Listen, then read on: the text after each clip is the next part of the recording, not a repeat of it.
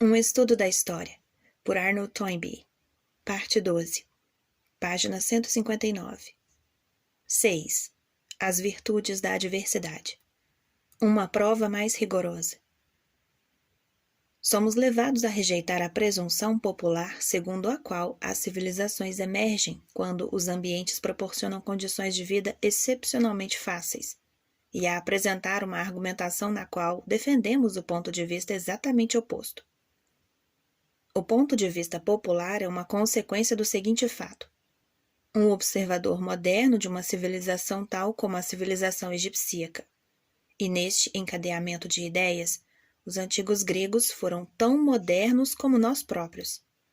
Aceita a Terra como se apresenta depois de trabalhada pelo homem e presume que era idêntica quando, pela primeira vez, os pioneiros a tomaram ao seu cuidado. Tentamos mostrar o que foi, na realidade, o vale inferior do Nilo, quando os pioneiros pela primeira vez o enfrentaram, fornecendo um quadro de certas zonas do vale superior do Nilo, tais como hoje se apresentam.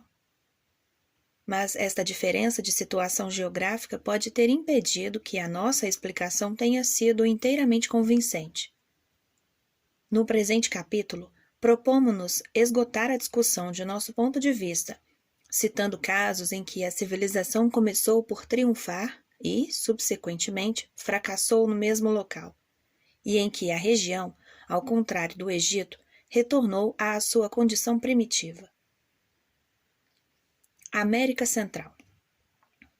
O estado atual da região onde surgiu a civilização maia apresenta-nos um notável exemplo deste caso. Aí encontramos as ruínas de edifícios públicos grandiosos e magnificamente decorados, que se encontram agora sepultas, a grande distância de qualquer habitação humana atual, na profundidade da floresta. A floresta, como jiboia selvática, tragou literalmente e está agora devorando lentamente os referidos edifícios, forçando as juntas firmemente unidas das pedras finamente esculpidas. O contraste entre o atual aspecto da região e o aspecto que deve ter apresentado quando a civilização maia existia é tão grande que quase ultrapassa as nossas possibilidades de imaginação. Deve ter havido um tempo em que estes imensos edifícios públicos se erguiam no coração de grandes e populosas cidades, e em que estas cidades se localizavam em meio a vastas extensões de terra cultivada. A transitoriedade das obras do homem e a vanidade dos desejos humanos estão patentes, de maneira pungente, no regresso da floresta, que engolfou primeiramente os campos, depois as casas e mais tarde os próprios templos e palácios. Entretanto, não é esta ainda a lição mais eloquente que nos cumpre aprender, ao contemplar o estado atual de Copan, Tikal ou Palenque.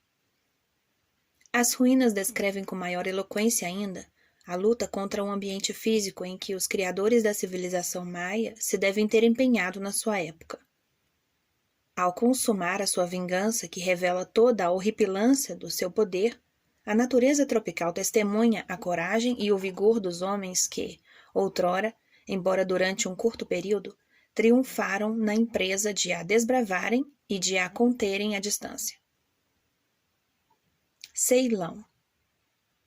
A façanha igualmente difícil de conquistar para a agricultura das planícies escaldantes de Ceilão é celebrada pelos diques fendidos e pelos pavimentos dos reservatórios que a vegetação invadiu e foram, outrora, construídos na zona chuvosa da região acidentada, em grandiosa escala, pelos singaleses convertidos à filosofia índica e hinayana.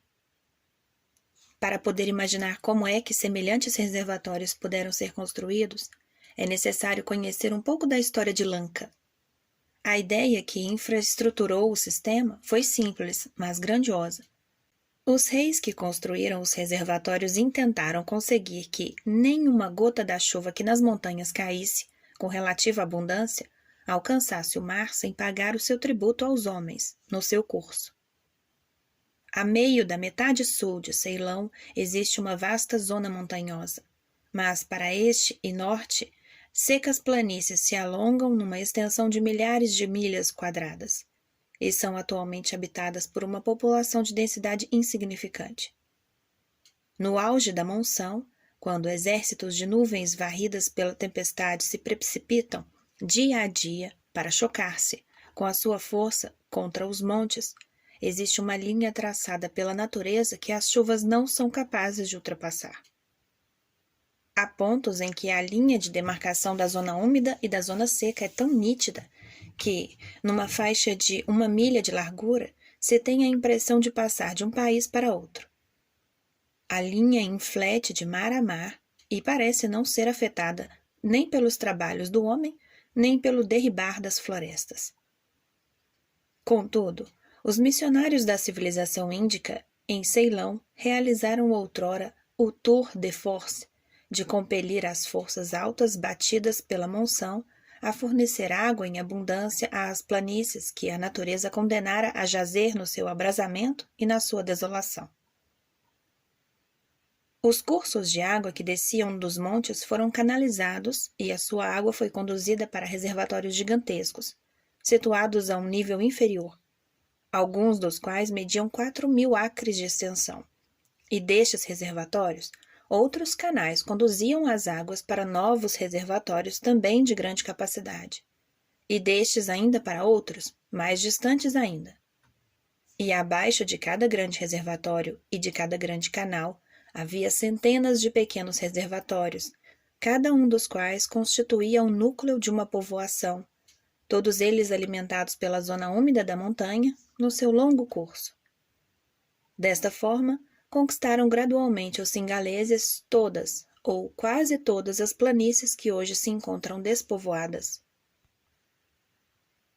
A dificuldade do trabalho implícito na manutenção destas planícies estéreis por natureza, ao serviço de uma civilização que era obra do homem, está patente em 2 aspectos flagrantes da paisagem atual de Ceilão.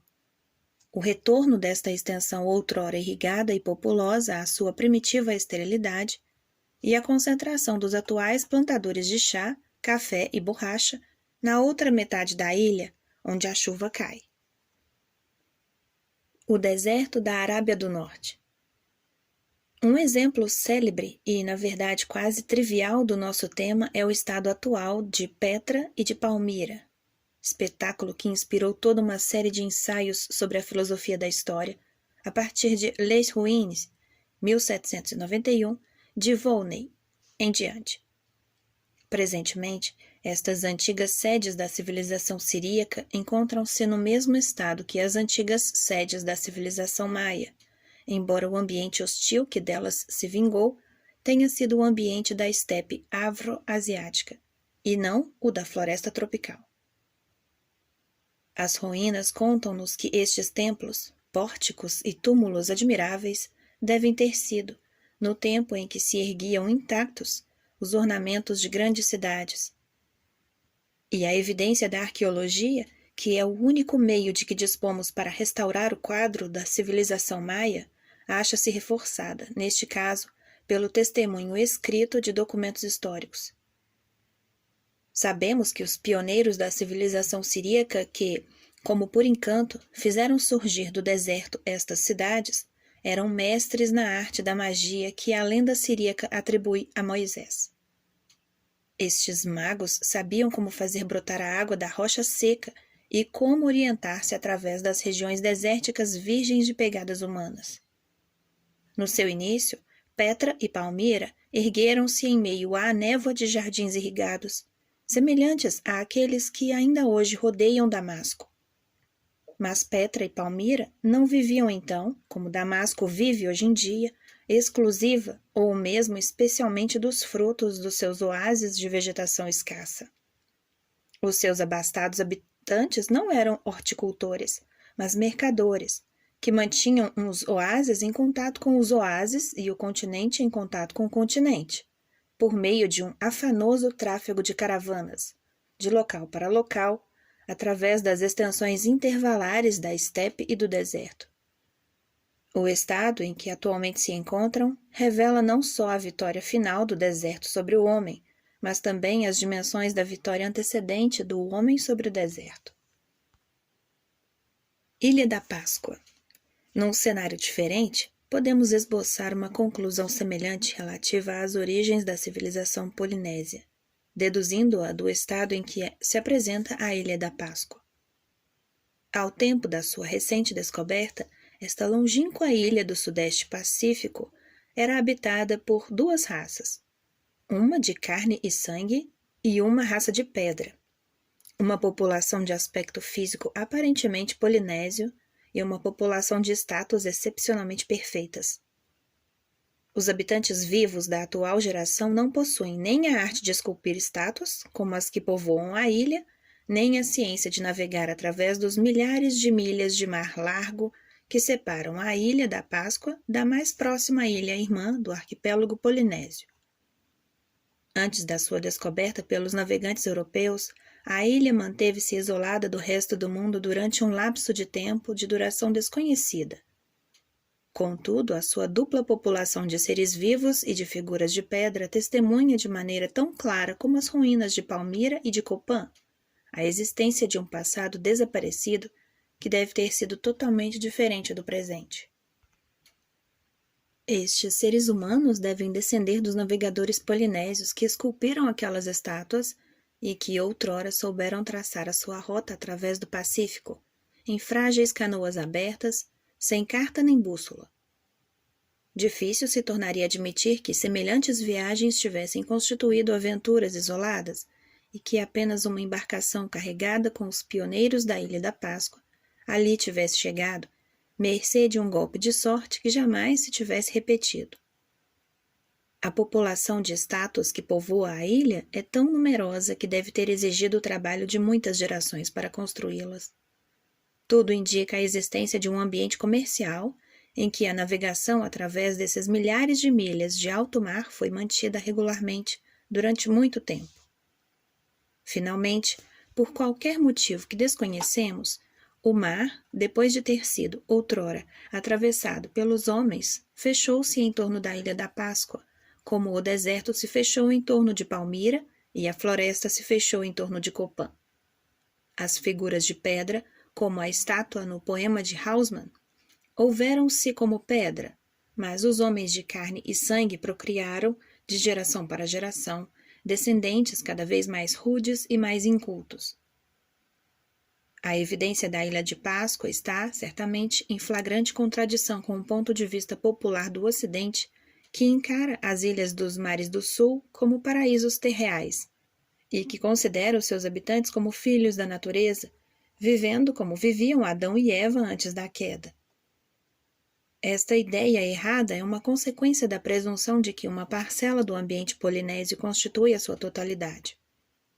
O ambiente físico foi constituído, de fato, tanto por água como por terra.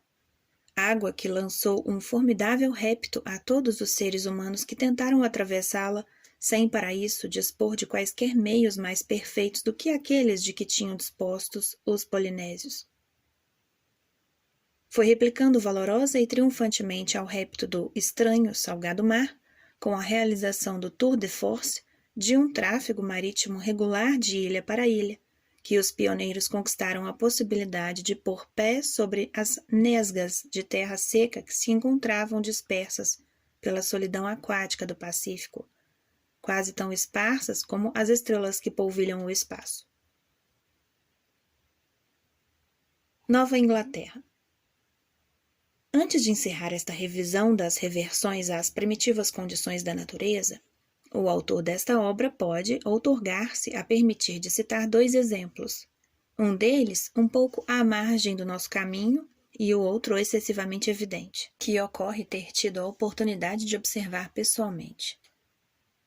Viajava eu, certa vez, numa zona rural do estado de Connecticut, na Nova Inglaterra, quando me encontrei numa aldeia deserta, espetáculo que nada tem de raro nestas regiões, como me disseram, mas que, apesar disso, é, no entanto, surpreendente e desconcertante para um europeu. Durante aproximadamente 2 séculos, talvez, a cidadezinha de Hill, assim se chamava, se tinha erguido com a sua igreja georgiana, construída em madeira, em meio ao arvoredo da cidade, como os seus cottages. Em seus pomares, com seus campos de milho, A igreja permanecia ainda de pé, conservada como antigo monumento, mas as casas tinham desaparecido, as árvores de fruto tinham se tornado bravias e os campos de milho tinham se desvanecido a pouco e pouco. Durante os últimos séculos, os referidos habitantes da Nova Inglaterra haviam representado um papel que não estava em proporção com a totalidade da sua população, arrancando à natureza selvática toda a faixa do continente americano, do Atlântico ao Pacífico, se bem que, ao mesmo tempo, tivessem permitido que a natureza lhes reconquistasse esta aldeia cita no coração da terra, onde os seus antepassados tinham vivido durante, talvez, 200 anos. A rapidez, a maneira completa, o abandono com que a natureza se apoderou novamente da cidade de Hill, logo que o domínio do homem se relaxou, permite-nos certamente avaliar os esforços que os homens tinham realizado anteriormente para dominar o solo estéril. Só uma energia tão intensa como a energia que a fundação da cidadezinha de Hill tinha exigido para se concretizar poderia ter levado a efeito a conquista do Oeste. O local deserto esclarecia o milagre que tinha feito surgir, repentinamente, como cogumelos, as cidades de Ohio, do Illinois, do Colorado e da Califórnia. A campanha romana. O efeito que sobre mim produziu a pequena cidade de Hill foi idêntico ao que sobre Tito Livio produziu a campanha romana. Quando o poeta se maravilhou ao saber que um inumerável grupo de abastados lavradores guerreiros subsistira anteriormente numa região que era, no seu tempo, como é nos nossos dias, um ermo de montes áridos e estéreis e um pântano verde onde proliferavam as febres. Esta aridez da campanha romana, numa época mais recente, reproduziu o estado primitivo da repulsiva paisagem que outrora fora transformada pelos pioneiros latinos e volscos numa região populosa e cultivada.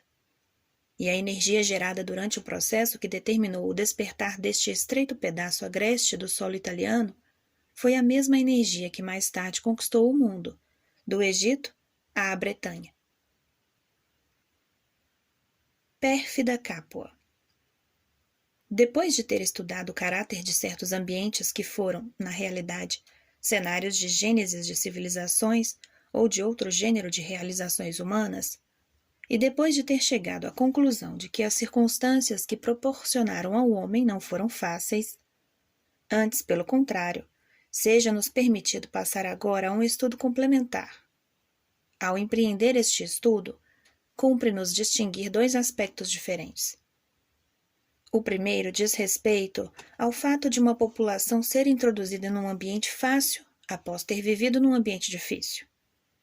O segundo concerne à circunstância da população se encontrar dentro de um ambiente sem jamais ter estado, até os mais remotos tempos que se conhecem, exposta a qualquer outro ambiente, desde que os seus ancestrais pré-humanos se tornaram seres humanos. Por outras palavras, temos de distinguir entre o efeito de um ambiente fácil sobre o homem em vias de civilizar-se e sobre o homem primitivo. Na Itália clássica, Capua foi a antítese de Roma. A campanha capuana apresentou condições tão suaves ao seu habitante quanto lhe foram hostis as condições da campanha romana. E ao passo que os romanos saíram de sua região proibitiva para conquistar sucessivamente os povos vizinhos, os capuanos permaneceram na sua terra, consentindo que os seus vizinhos os conquistassem uns após os outros. Capua foi libertada do jugo dos seus últimos conquistadores, os samnitas, devido à própria intervenção de Roma que os capuanos solicitaram. E então, no momento mais crítico da guerra mais crítica da história romana, isto é, no dia seguinte ao da Batalha de Canas, Capua retribuiu a Roma abrindo as suas portas a Aníbal. Tanto Roma como Aníbal encararam da mesma forma esta mudança de campo de Capua, considerando-a como a mais importante consequência da batalha e talvez o acontecimento decisivo da guerra. Aníbal dirigiu-se para Capua e aí estabeleceu os seus quartéis de inverno, E esse foi o motivo porque alguma coisa ocorreu que frustrou as expectativas gerais. Um inverno passado em Capua desmoralizou de tal maneira o exército de Aníbal que o inibiu de voltar a ser, em qualquer outra ocasião, um instrumento de vitória que tinha sido. O parecer de Artembares. Há uma história de Heródoto que vem muito a propósito do assunto de que estamos tratando. Um certo Artembares veio procurar Ciro, acompanhado pelos seus amigos, para lhe apresentar a seguinte sugestão. Agora que Zeus destronou as Tíages e vos confiou pessoalmente a vós, Senhor, e aos persas, o poder, por que não emigraríamos desta região limitada e rochosa que atualmente possuímos e ocuparíamos uma outra mais propícia? Há muitas regiões que se encontram ao nosso alcance e muitas outras mais distantes. Bastará apenas que escolhamos para produzir sobre o mundo uma impressão mais intensa que a que produzimos permanecendo onde estamos. Esta política é natural num povo imperial e nunca se nos oferecerá oportunidade tão propícia para pô-la em prática como este momento em que o nosso império domina vastas populações e todo o continente asiático. Ciro, que ouviu sem ficar impressionado, disse aos solicitantes que agissem como lhes aprouvesse, mas apreciou o seu parecer dizendo-lhe, ao mesmo tempo, que preparassem o espírito para passar a ocupar a situação daqueles que eram, de momento, os seus súditos. Países suaves, declarou-lhes Ciro, geram invariavelmente homens sem energia. A Odisseia e o Êxodo. Se compulsarmos novamente documentos da antiga literatura ainda mais celebrados do que a história de Heródoto, observaremos que Ulisses jamais se encontrou em maior perigo, fosse ao enfrentar os ciclopes, fosse diante de outros adversários agressivos, do que quando esteve sob a influência dos feiticeiros que o convidaram à vida tranquila. Circe, com a sua hospitalidade que terminou na pocilga dos porcos, os que se alimentavam com flores de lótus, em cuja terra era sempre tarde, segundo reza uma autoridade na matéria. As sereias, de cujas vozes enfeitiçantes Ulisses se defendeu, fazendo tapar com cera os ouvidos dos seus marinheiros, depois de lhes ter ordenado que o amarrassem a um mastro. E Calipso, divinamente mais bela do que Penélope, mas desumanamente inferior como companheira para um mortal. Quanto aos israelitas do Êxodo, embora os escritores austeros do Pentateuco não apresentem sereias nem circes para desviá-los do seu caminho, lê-se que foram continuamente obsidiados pelo veemente desejo das férteis terras do Egito. Se tivessem conseguido chegar ao seu destino, podemos ter a certeza de que jamais teriam composto o Velho Testamento. Afortunadamente, Moisés pertencia à mesma escola de pensamento a que pertenceu Ciro. Os comodistas. Um crítico pode argumentar que os exemplos que acabamos de apresentar não são grandemente convincentes.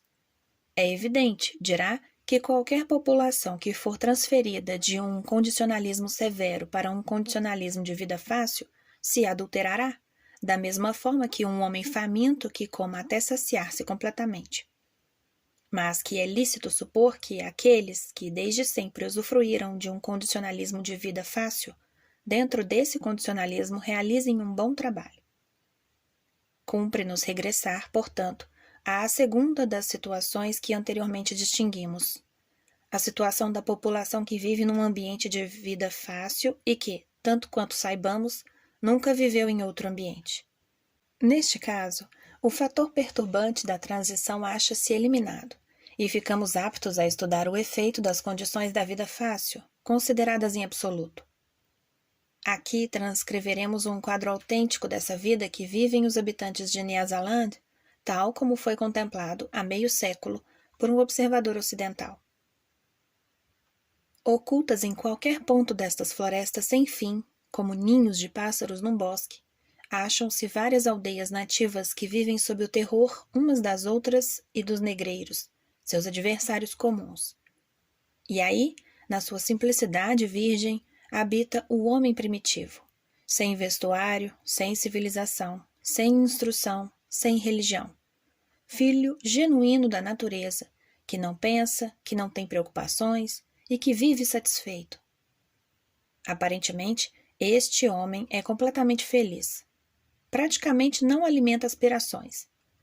O africano é frequentemente acusado de ser preguiçoso, mas esta acusação não passa de uma errônea aplicação da palavra.